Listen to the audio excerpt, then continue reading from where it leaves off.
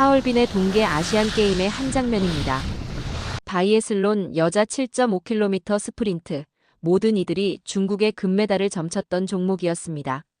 하지만 금발의 미녀 선수가 태극마크를 달고 중국 선수를 다 제치고 금메달의 주인공이 되는데요. 경기 후 인터뷰에서 왜 중국이 아닌 한국을 선택했느냐는 질문에 속 시원한 사이다 발언으로 모든 사람을 놀라게 하고 있는데요. 무슨 사연인지 바로 시작하겠습니다. 안녕하세요. 저는 러시아 바이애슬론 유소년 국가대표팀 전 수석 코치 미하일 페트로비치입니다. 30년이 넘는 시간 동안 수많은 선수들을 지도해왔지만 오늘은 제가 만난 가장 특별한 제자 예카테리나 아빠꾸모바의 이야기를 들려드리고자 합니다. 2008년 12월 노보시비르스크의 겨울은 유독 혹독했습니다. 영하 30도를 오르내리는 강추위 속에서 청소년 선발전이 열렸습니다. 대부분의 어린 선수들이 추위에 떨고 있을 때 한 소녀가 제 시선을 사로잡았습니다. 작은 체구였지만 그 누구보다 당당하게 설원을 가로지르고 있었죠. 12살의 예카테리나는 마치 설원과 하나가 된 듯했습니다. 다른 아이들이 어려워하는 코스를 그녀는 마치 춤을 추듯 우아하게 활강했습니다. 하지만 진짜 놀라움은 사격 훈련장에서였습니다. 방금 전까지 자유롭게 설원을 누비던 소녀는 사라지고 무서울 정도로 집중력 있는 선수의 모습으로 변했습니다. 훈련이 끝난 후 그녀의 부모님을 만났습니다. 예카테리나는 7살 때부터 크로스컨트리 스키를 시작했고 10살 때 우연히 접한 사격에 매료되어 매일 아침 학교 가기 전 2시간씩 스스로 훈련했다고 합니다. 그 말을 들으며 저는 가슴 한켠이 뜨거워지는 것을 느꼈습니다. 그날 저녁 코치진 회의에서 저는 강하게 주장했습니다. 예카테리나를 청소년 대표팀에 발탁해야 한다고요. 일부 코치들은 그녀의 나이가 너무 어리다며 반대했습니다. 하지만 저는 확신했습니다.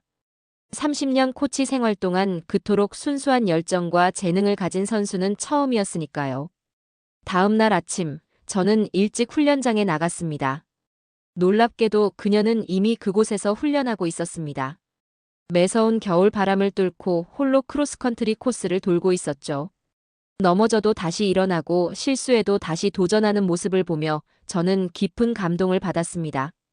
그날 이후로 저는 그녀를 특별히 지도하기 시작했습니다. 러시아의 혹독한 겨울을 이겨내며 그녀는 놀라운 성장을 보여주었습니다. 청소년 대표팀에서 최연소 에이스가 되었고 러시아 바이애슬론의 새로운 희망으로 자라났습니다. 시베리아의 매서운 겨울 바람 속에서 만난 작은 소녀. 하지만 그 작은 소녀의 눈빛은 겨울의 별처럼 반짝였고 그 반짝임은 결코 시간이 지나도 바래지 않았습니다. 그렇게 우리의 15년이 시작되었고 그녀는 제 인생에서 가장 자랑스러운 제자가 되었습니다. 청소년 대표팀에 합류한 후 우리의 매일은 새로운 도전의 연속이었습니다. 러시아의 바이애슬론 훈련은 세계에서 가장 혹독하기로 유명합니다. 영하 40도의 혹한 속에서도 훈련은 계속되었고 하루 8시간의 고강도 훈련은 기본이었습니다. 처음에는 걱정이 많았습니다. 다른 선수들보다 2~3살이나 어린 예카테리나가 이 강도 높은 훈련을 잘 따라올 수 있을지. 하지만 그녀는 제 걱정이 무색하게 놀라운 적응력을 보여주었습니다. 오히려 저보다 더 일찍 훈련장에 나와 있는 날이 많았죠. 특히 인상 깊었던 것은 그녀의 학습 능력이었습니다. 바이애슬론은 단순히 체력만으로는 안 되는 종목입니다. 기상 조건을 읽고 바람의 방향과 세기를 파악하고 그에 맞춰 사격의 미세한 조정을 해야 합니다. 그녀는 이런 것들을 마치 스펀지처럼 빠르게 흡수했습니다. 기억에 남는 에피소드가 있습니다. 2010년 동계 청소년 대회 준비 중이었습니다.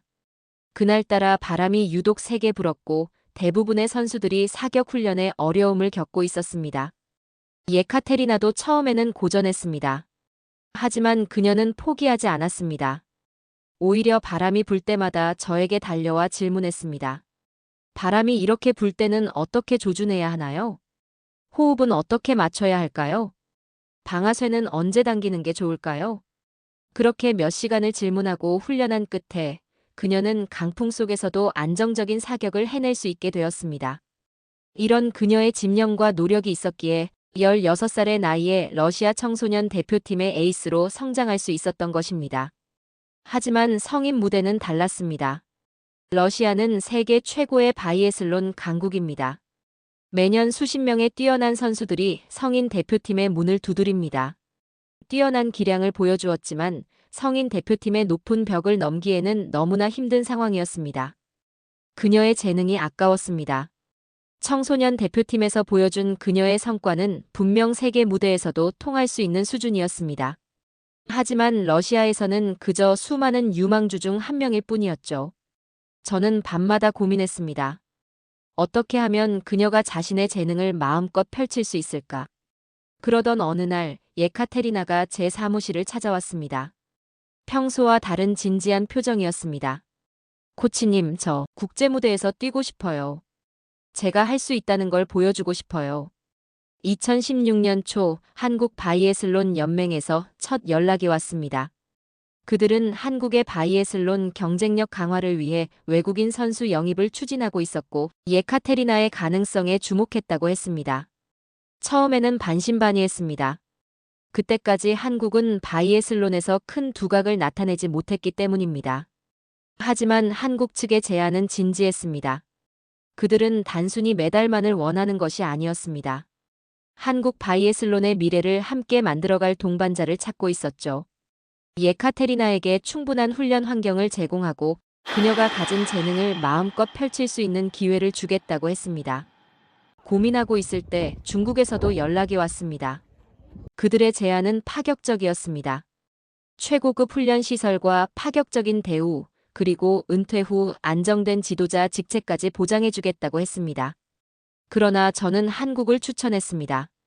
많은 사람들이 의아해했습니다.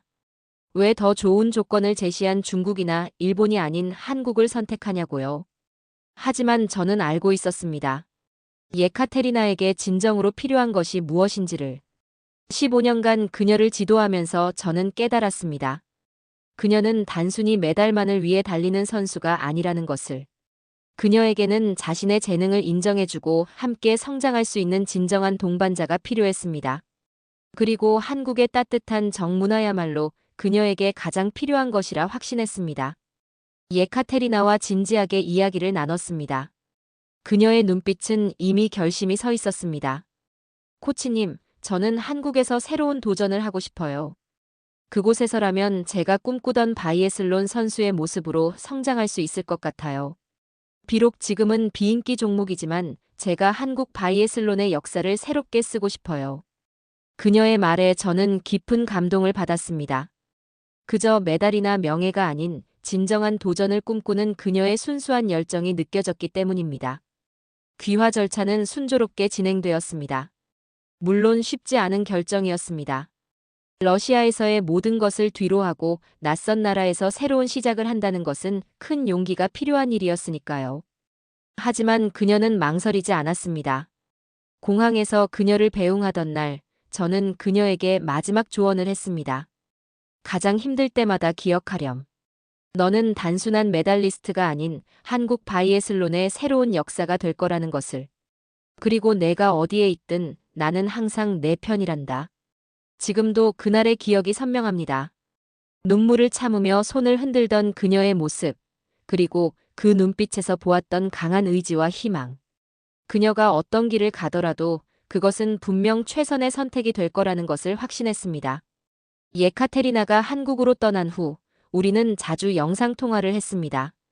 처음 몇 달은 그녀에게 쉽지 않은 시간이었습니다. 한국어는 러시아어와 너무나 달랐고 음식도 입에 맞지 않았다고 했습니다. 특히 김치의 매운맛은 그녀에게 큰 도전이었다고 합니다. 하지만 그녀의 목소리에서 불평을 들은 적은 한 번도 없었습니다. 오히려 매일매일 새로운 발견을 하는 듯 설레는 이야기들을 들려주었죠. 한국의 팀원들이 얼마나 따뜻하게 그녀를 맞아주었는지, 코치진들이 얼마나 세심하게 그녀를 배려하는지. 그녀는 마치 일기를 쓰듯 매일의 경험을 저와 나누었습니다. 특히 잊지 못할 것은 그녀가 처음으로 한국어로 자기소개를 했다며 자랑스럽게 연습하는 모습을 보여줬을 때입니다. 서툴지만 진지하게 한국어를 구사하는 그녀의 모습에서 저는 다시 한번 그녀의 놀라운 의지를 보았습니다. 시베리아의 혹한 속에서도 굴하지 않았던 그 정신으로 그녀는 새로운 환경에 적응해 나갔습니다. 흥미로웠던 것은 그녀가 한국 문화에 푹 빠져가는 과정이었습니다. 처음에는 이해하기 힘들었다던 한국 드라마가 어느새 그녀의 취미가 되었고, 김치는 이제 그녀의 식탁에서 빠질 수 없는 음식이 되었다고 했습니다. 한국의 정문화는 제가 예상했던 대로 그녀의 마음을 사로잡았습니다. 2017년 초 그녀는 드디어 태극마크를 달고 첫 국제대회에 출전했습니다. 세계선수권 대회 개인전 15km에서 5위라는 놀라운 성적을 거두었죠. 한국 여자 선수 최고 성적이었습니다. 경기 후 인터뷰에서 그녀가 한 말이 아직도 생생합니다. 지금의 성적은 저 혼자만의 것이 아니에요. 저를 믿고 응원해준 한국 팬들, 그리고 러시아에서 저를 지도해주신 코치님 덕분입니다. 그 말을 들었을 때 저는 모스크바의 제 집에서 홀로 눈물을 흘렸습니다. 그녀는 단순히 적응한 것이 아니었습니다. 완전히 새로운 사람으로 성장하고 있었습니다. 한국이라는 새로운 터전에서 그녀는 마치 봄눈 녹듯 자연스럽게 스며들고 있었습니다. 훈련 영상을 보내올 때면 저는 그녀의 달라진 모습을 발견할 수 있었습니다. 러시아에서의 날카로운 긴장감 대신 부드러우면서도 강인한 에너지가 느껴졌습니다. 한국의 정서가 그녀의 경기 스타일에도 영향을 미친 것 같았습니다. 더욱 감동적인 것은 그녀가 한국의 후배들을 대하는 모습이었습니다. 자신의 기술과 경험을 아낌없이 나누며 한국 바이애슬론의 미래를 위해 헌신하는 모습은 코치인 저도 깊은 감명을 받았습니다. 2018년 평창 동계올림픽이 다가오고 있었습니다. 한국에서 열리는 올림픽이었기에 예카테리나에게는 더욱 특별한 의미가 있었습니다. 그녀는 매일 밤 저와 통화하며 훈련 내용을 공유했습니다. 한국의 설원은 시베리아와는 달랐지만 그녀는 이미 그곳의 바람과 눈을 읽는 법을 터득하고 있었습니다. 러시아 코치진들 사이에서도 예카테리나의 성장은 큰 화제였습니다. 어떤 이는 그녀가 러시아에 남았다면 이미 메달을 땄을 거라며 아쉬워했고, 또 어떤 이는 한국에서의 경험이 그녀를 더 단단하게 만들었다고 평가했습니다. 저는 그저 묵묵히 그녀의 경기를 지켜보았습니다. 평창 올림픽. 그녀는 여자 15km 개인전에서 16위를 기록했습니다. 한국 선수 최고 성적이었지만 그녀의 눈빛에서 아쉬움이 느껴졌습니다. 경기 후 그녀와 나눈 통화에서 저는 처음으로 그녀의 울먹이는 목소리를 들었습니다. 하지만 그 순간도 오래가지 않았습니다. 다음 날 아침, 그녀는 평소처럼 밝은 목소리로 전화를 걸어왔습니다. 한국 팬들이 그녀를 어떻게 위로하고 격려했는지, 팀 동료들이 얼마나 자랑스러워했는지 들려주었습니다. 그녀의 목소리에서 다시 한번 도전의 의지가 느껴졌습니다. 2022년 베이징 동계올림픽을 앞두고 그녀의 나이를 걱정하는 시선들이 있었습니다. 30대 중반이라는 나이는 바이애슬론 선수에게 결코 가볍지 않은 숫자였습니다. 하지만 그녀는 오히려 더 강해졌습니다. 경험이 주는 여유와 안정감이 그녀의 경기력을 받쳐주고 있었습니다. 베이징 올림픽에서도 메달 획득에는 실패했지만 그녀의 경기를 지켜보며 저는 다른 것을 발견했습니다.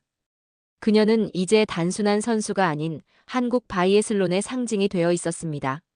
후배들은 그녀를 롤모델로 삼았고 그녀의 조언 하나하나를 소중히 받아들였습니다. 특히 인상 깊었던 것은 경기 후 인터뷰였습니다.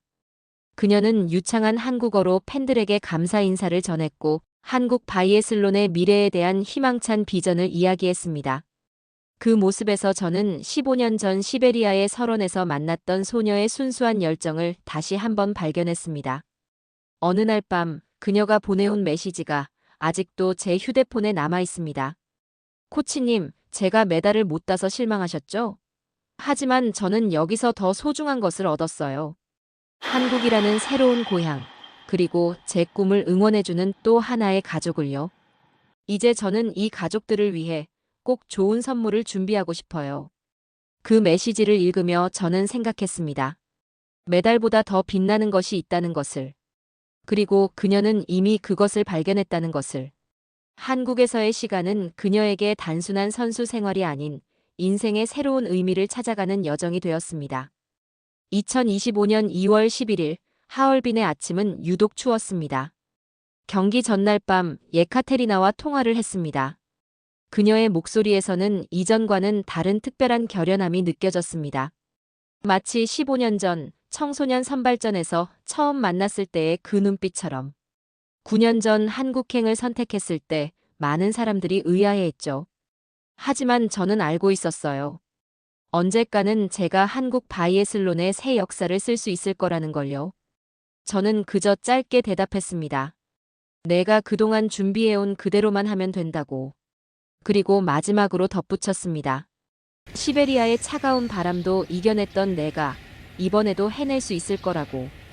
다음 날 아침, 저는 모스크바의 제 집에서 TV 중계를 틀었습니다.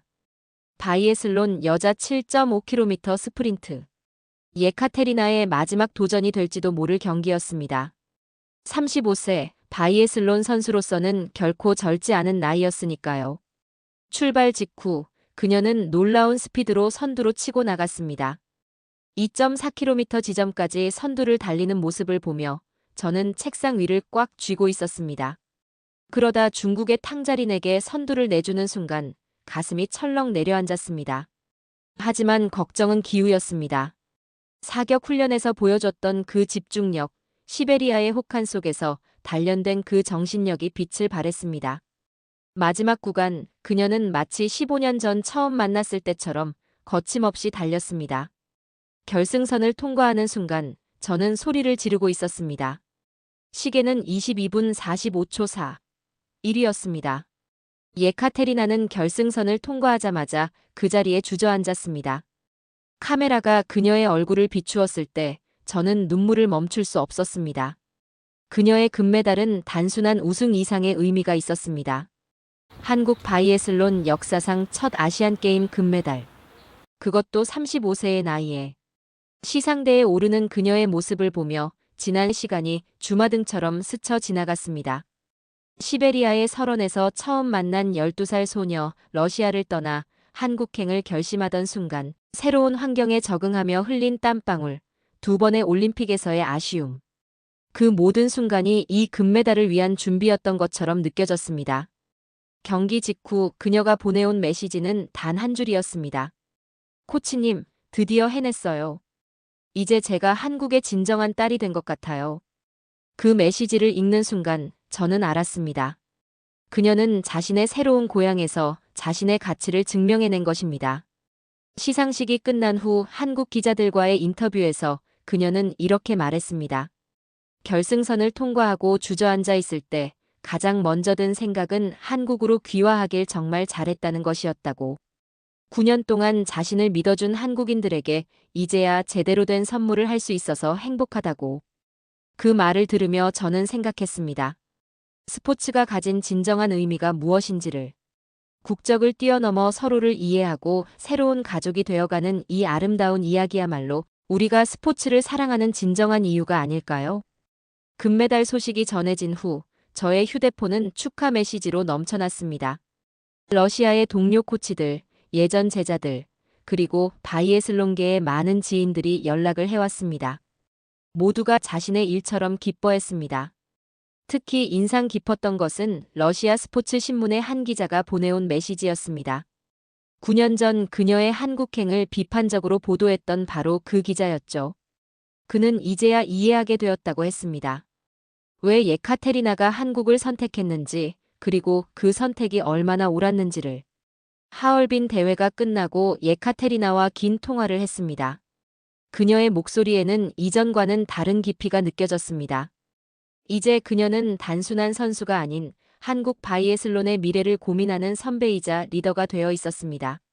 한국의 어린 선수들에게 바이애슬론의 매력을 알려주고 싶어요. 제가 시베리아에서 느꼈던 그 설렘과 도전 정신을 이제는 제가 그들에게 전해주고 싶어요. 그녀의 말에서 저는 깊은 감동을 받았습니다. 23년 전 제가 그녀에게 했던 역할을 이제는 그녀가 한국의 미래를 위해 하고 싶어 하는 것이었습니다. 그것은 단순한 은혜 갚음이 아닌 진정한 사명감이었습니다. 한국의 언론들은 그녀를 설원의 전설이라고 부르기 시작했습니다. 하지만 그녀는 여전히 겸손했습니다. 오히려 이제부터가 진짜 시작이라고 했습니다. 한국 바이애슬론이 세계 무대에서 경쟁력을 가질 수 있도록 자신의 모든 경험과 지식을 나누고 싶다고 했습니다. 제자의 이러한 성장을 지켜보며 저는 다시 한번 스포츠의 진정한 가치를 깨닫게 되었습니다. 메달은 끝이 아닌 새로운 시작이었고 한 사람의 성공은 수많은 새로운 꿈의 씨앗이 되었습니다. 최근 그녀가 보내온 사진 한 장이 제 책상에 놓여 있습니다. 강원도의 작은 학교에서 아이들과 함께 찍은 사진입니다.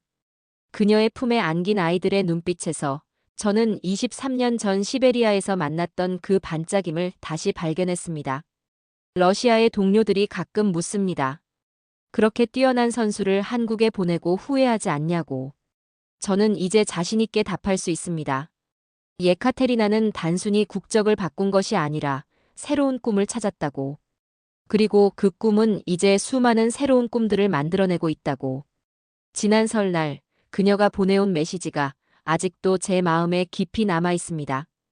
왜 코치님께서 9년 전에 한국행을 추천하셨는지 알겠어요. 여기서 저는 단순한 메달이 아닌 제 인생의 진정한 의미를 찾았어요. 살면서 가장 잘한 선택은 한국으로 온 것이라고요. 메달을 떠나 한국 생활이 정말 만족스럽다고 했어요. 이제 그녀는 새로운 꿈을 꾸고 있습니다. 그리고 그 꿈은 분명 한국 바이애슬론의 새로운 장을 열어갈 것입니다. 금메달을 딴 날 중국 기자가 예카테리나에게 도발 질문을 했습니다. 중국에서도 파격 대우를 해줬는데 왜 한국이었냐고요? 중국이었으면 더 빨리 메달을 딸 수 있었을 거라고도 덧붙였죠. 당시 중국은 최고의 대우와 훈련 시설은 물론 은퇴 후 감독직까지 보장했다고 합니다. 그녀는 힘있는 목소리로 대답했습니다.